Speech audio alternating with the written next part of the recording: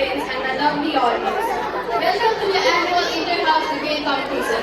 Today, we gather to witness the art of persuasion, critical thinking, and the beauty of speaking. As our talented debaters take on the challenge to defend their position on some thought-provoking topics. I, Ansa Batrai, am with you here today to host this wonderful event. Team Platter and Team Socrates will be debating on the motion, should zoos be banned? Team Platter is speaking for the motion and Team Socrates is speaking against the motion. First, I would like to ask all the participants to come up on the stage and take their seats. Please give a big round of applause for our participants.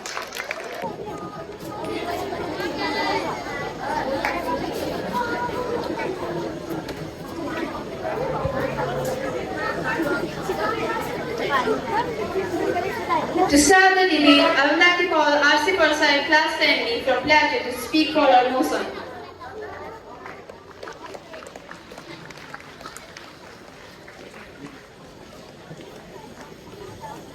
For lovebirds, he created trees. When lovebirds, they created cages. Good afternoon to our respected principal sir, vice principal sir, vice principal ma'am, panel of judges,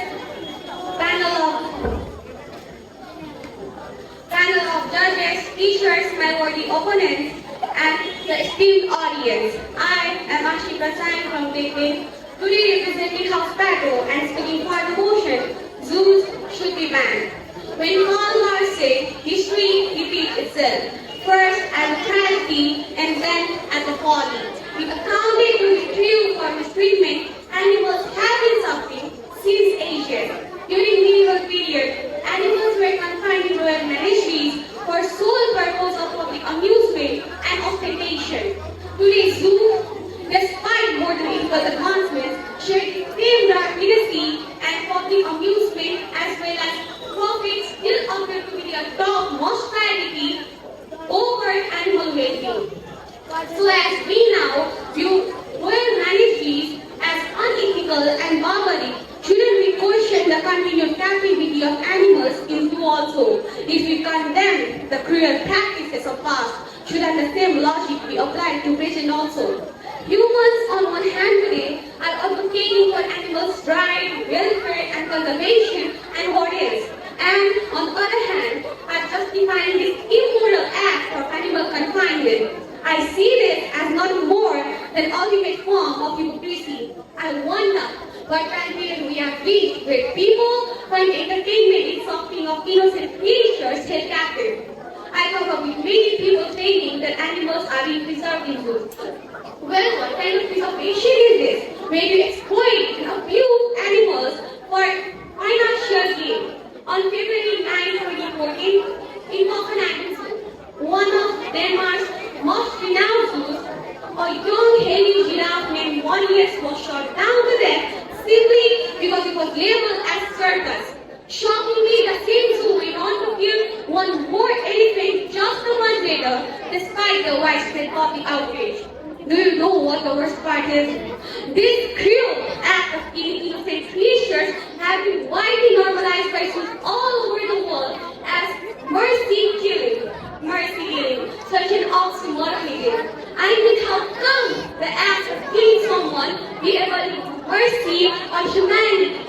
Now I ask you, to mandate these people the authority to determine the value of someone's life, to label it as circus and to justify killing them.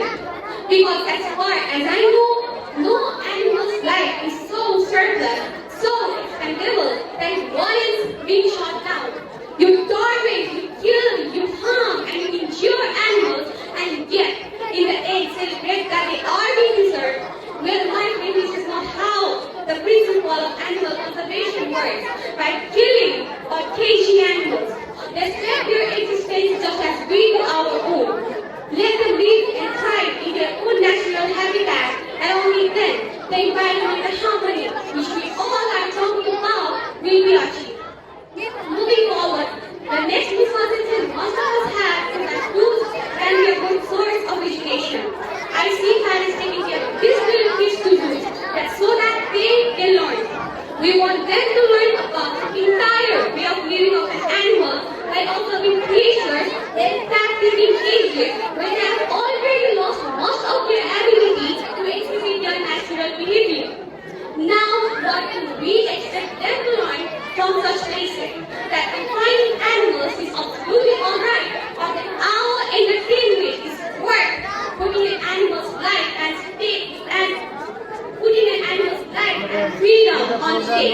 If we really want our kids to learn, wildlife sanctuaries, conservation areas where animals are actually being preserved without being needed to be confined can be a much better alternative. Not only education, but when it comes to preservation or recreation or entertainment or anything else for which we justify existence of zoos, there's always a much better alternative which we can opt for. What we need to understand is we don't need to captivate animals for preserving them. If all of these goals can still be achieved without needing to compromise with freedom of those animals. Despite multiple arguments raised to justify existence of zoos, despite multiple arguments made to justify existence of zoos, the truth remains loud and clear that no matter how well you feed or you house animals in zoos, confinement itself is an ultimate form of cruelty. So let's ban zoos and create a much better world for animals and for us. Because nature of a civilization is how it treats its animals. Thank you. Have a great day ahead. Excellent points made by our person. Now, let's welcome Astrid Rana class 10B to present his thoughts for the concert. Hello? Animals were made to live free, but human beings. Animals were meant to live free, but you went to the zoo and took away their freedom in the name of care. Ladies and gentlemen, let's imagine a majestic picture of tiger crawling through the vast savannah while soaring up to the high skies. Now imagine the same creatures confined enclosures where they are stripped of their freedom, because this is the harsh reality of today's zoo. Good morning to my respected principal sir, Vice Principal Ma'am, Vice Principal sir, panel of judges, and my worthy opponents. I'm Ashirana, a 10th grader, standing here debate on the topic, Jews should be banned, and I am for the motion. Today I stand argue you that Jews should be banned, while limiting the upper for the shelter of education and conservation. The truth is far more prominent. In the following arguments, I will show that why Jews are not just important and unnecessary but unethical, and they have no space in today's compassionate and passionate world. Let us start by addressing the most fundamental issue, which is violation of animal rights. Every living being has right to live in their own natural habitat. To drop this fundamental right from animals. Animals are confined to enclosures that are far less smaller and diverse than their own natural habitat. Animals like lions, tigers, elephants, which show vast distances in the wild, are reduced to pace back and forth in the restricted spaces. This animal receives their physical freedom, but also causes immense psychological stress. Building on this, we must examine the claims of education and conservation to often used to justify its existence. However, seeing a depressed lion behind the bars teaches less about its role in the ecosystem or urgency of preservation of its natural habitat.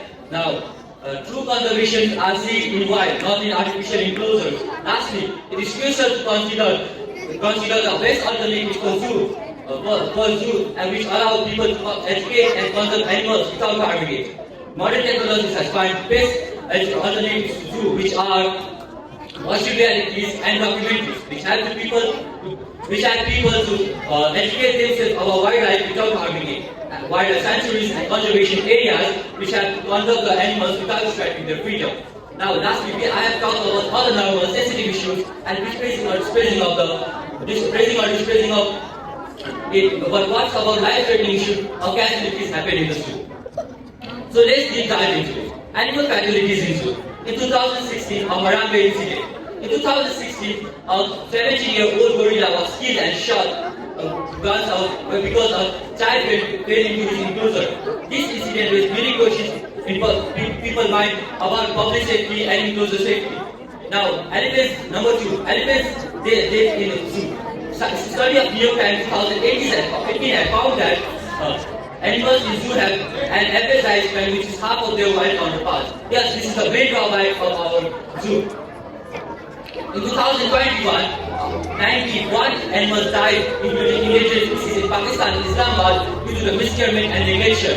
One of the most shocking incidents which really shocked me was it was the annual report of animals died in European zoos. An estimated 5,000 animals died every year annually alone in the European zoo due to the miscarriage and surplus breeding practices. Thus, how clear this sounds.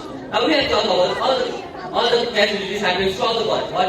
What about our own country? As they say, sweep your own state before you soak someone else. In 2009, our Central Park of Zoo of Kathmandu has reported that 91 animals died due to miscarriage and neglection, which raised the concerns about wildlife animal welfare. In 2018, Sridevi, the last dancing bear of Nepal, died when she was transferred to the zoo. Now, at the conclusion, I want to tell that animals are not just physical beings; they have complex mental and emotional needs that zoo fail to address. Physical trauma related toxicities like the Harambe incident or the tooth giraffe died due to the hypothermia in China has highlighted the future of zoo that leads to that even they cannot provide the basic care. Now it's time to move beyond the outdated situation of zoo and ban zoo that exploit the animals for profit and zoo. We should create a world where the animals can live with are treated with dignity and respect they deserve. The evidence is clear, the impact is undeniable, and the change is urgent. Thank you.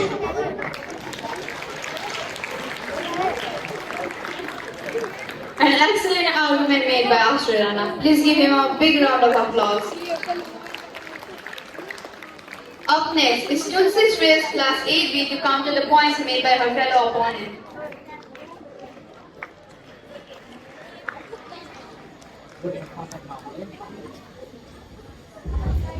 Good morning to my respected principals, our vice principal, ma'am, my in-charges, and everyone present here. This is Tulsi Stress from grade 8 representing Chocolate House, and I stand strongly against the motion.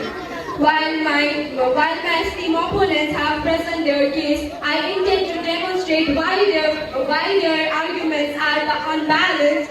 By logical reasons, I will show you why rejecting the motion is the right case of action.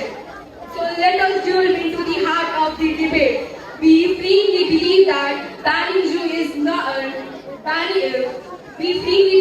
we should not ban zoo because it plays a vital role in animal conservation, education and scientific research, while also providing a safe environment for endangered species that face threats in the wild. Now you all will say that you are only for entertainment or only for our pleasure. But if that's what you all think, so you're totally wrong. Because zoo is not only for entertainment or for human pleasure, but it is very important for education, conservation, research, rehabilitation, cultural and recreational values, and biodiversity preservation. The belief that animals are only tortured and forcefully kept into the zoo is just and concern from animal welfare. While this concern might be valid in some cases, such as poorly managed and outdated facilities, but this view does not accurately reflect the value of modern and well-managed zoo. Animals in the zoo are often rescued from bad situations like illegal trades or injuries. Zoo even teach people the importance of animals and why it is important to protect them and their habitats. Zoo helps save animals from the risks of extinction through breeding programs and even send them back in the wild when needed. Talking about banning the zoo, what about the animals who were born in the zoo and cannot survive in the wild? Who